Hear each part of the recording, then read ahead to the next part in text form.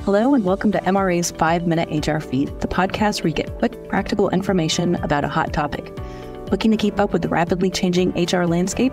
MRA has got you covered. In the time it takes to make a cup of coffee, you'll gain insights on hot topics and pressing HR issues. I'm your host, Rebecca Jacobs, and we're so glad you're here. Now it's time to dive in. Today, we're going to talk about the Illinois Paid Leave for All Workers Act, which went into effect on January 1st, 2024. This law applies to Illinois employees who are not already covered under a specific city or county ordinance pertaining to earning paid leave. The Illinois law allows employees to earn 1 hour of paid leave for every 40 hours that they work.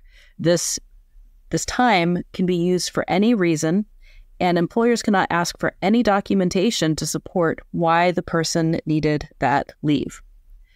As a person works throughout the year, whether they're part-time or full-time, they can accrue up to 40 hours in one benefit year unless the employer decides to allow more. Now, with respect to benefit years, one nice thing about the Illinois law is that it allows an employer to designate what that benefit year is going to be. We want everyone to start on January 1st. We want everyone to start on their start date. The employer gets to decide. They just have to communicate with the employee and say, this is what the benefit year is.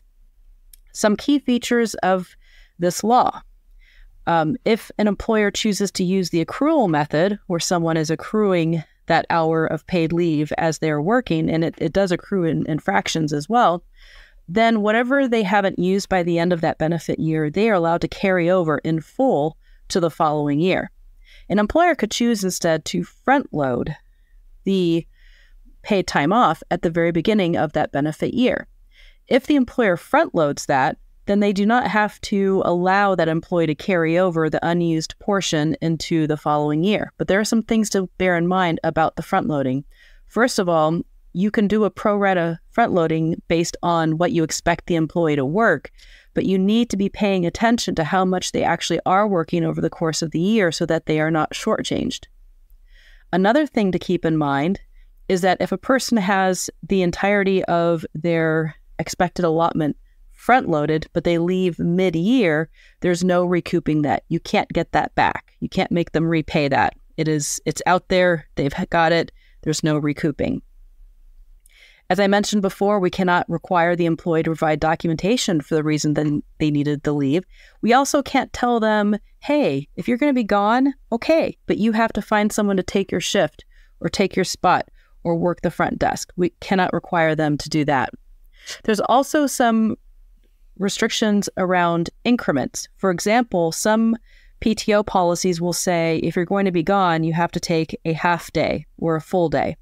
Here, we cannot require them to take anything larger than a 2-hour increment of leave at a time. If they need to be gone for an hour, we are the most we're allowed to do is say, okay, well, it's going to be 2 hours. You'll have to burn 2 hours of your time for this incident or this reason why you're going to be gone.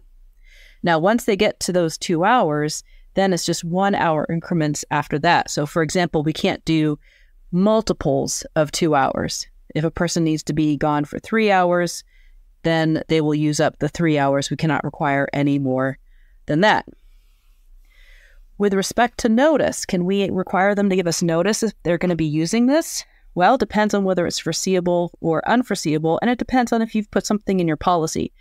With your written policy, you can write into there, so that the employees have notice, that there's a requirement for the employee to provide up to 7 days notice if the need for the leave is foreseeable. However, if the need for the leave is unforeseeable, there's nothing we can do. They'll say that they have this, and they'll be allowed to use that. And then we can't discipline them for it. We can't count it as an attendance incident because it is an entitlement under the law. Something else to keep in mind is written into the law and also reinforced in the proposed regulations, which we don't have the final rules yet. We're expecting those. We'll have a follow-up podcast when they come out. But there is language in the law that says if we have an existing PTO policy that provides at least those 40 hours that they can use for any reason, we don't have to change that policy.